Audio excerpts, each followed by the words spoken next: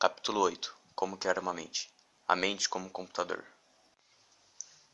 Este capítulo começa com alguns comentários de alguns escritores. Um que chamou nossa atenção em particular foi de Diane Archman. O cérebro é como um laboratório químico, agitadíssimo por conversas interessantes entre neurônios. Após os comentários, Ray Kurzweil conta um pouco sobre os computadores.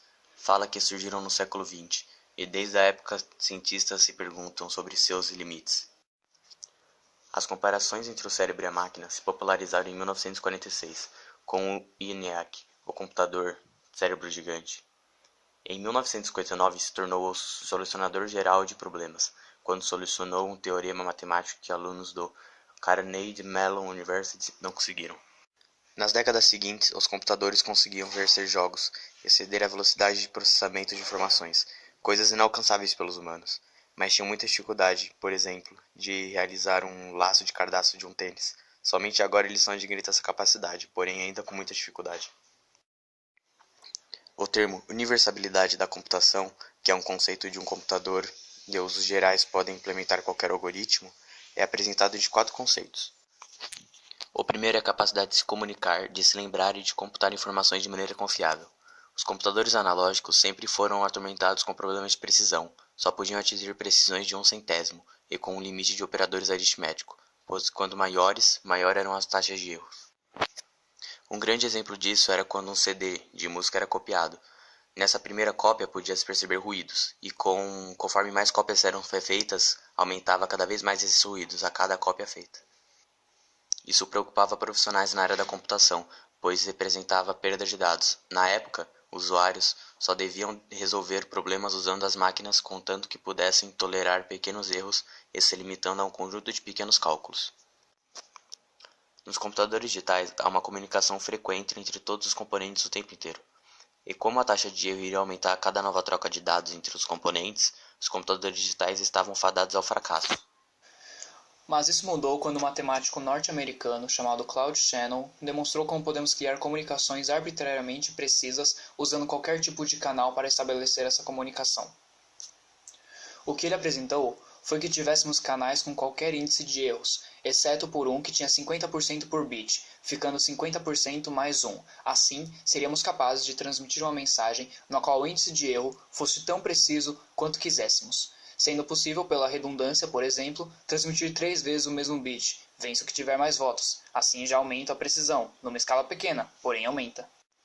Um exemplo que mostra como esse novo conceito revolucionou o mercado foram com os CDs, pois nunca teríamos conseguido criar algo que transmitisse os dados com tanta precisão, e mesmo se conseguíssemos, qualquer risco milimétrico já comprometeria todo o objeto. O nosso cérebro também segue em partes o princípio de Shannon, pois cada informação há uma quantidade enorme de redundâncias, visando evitar a perda delas. O segundo conceito que a informação se baseia é o da universalização. Para isso, recorremos à máquina de Turing, um experimento mental que tentava idealizar uma máquina de conceitos simples e que podia realizar feitos incríveis. É basicamente uma grande fita que guia uma máquina de acordo com os algarismos apresentados, 0 ou 1. Turing acreditava no potencial da máquina, pois não tinha as limitações dos processos que nosso cérebro tem. Um bom exemplo foi a máquina que conseguia ler as criptografias nazistas durante a Segunda Guerra, atos que a capacidade limitada humana não conseguia. Na máquina de Turing, a fita podia guardar as informações de todos os atos feitos pela máquina e todos os processamentos. Foi com base no trabalho de Alan Turing que von Neumann criou a arquitetura do computador moderno, que representa a terceira ideia importante da universalização, que é a de computar informações. No trabalho de Neumann, apresenta um projeto que já inclui a unidade central de processamento, CPU, onde são realizadas as operações aritméticas e lógicas, umas unidades de memória, na qual armazena programas e dados, canais de input e output. Isso só representa o início da compatibilidade entre máquinas, que poderíamos se comunicar livremente sem a perda de dados. A arquitetura do computador moderno representa a terceira ideia importante, pois é na máquina de Neumann que se baseiam praticamente todos os computadores a partir de 1967. Diferente da máquina de Turing, Neumann não usou números que representavam cada bit, mas usou palavras, cada uma representando 8 bits. Também não usou uma fita de acesso sequencial, mas aleatório, permitindo o computador ser reprogramável para diversas tarefas e que dados fossem acessados com mais velocidade. O projeto de Neumann da máquina foi apresentado em 1951, contribuindo então para o desenvolvimento de diversas máquinas.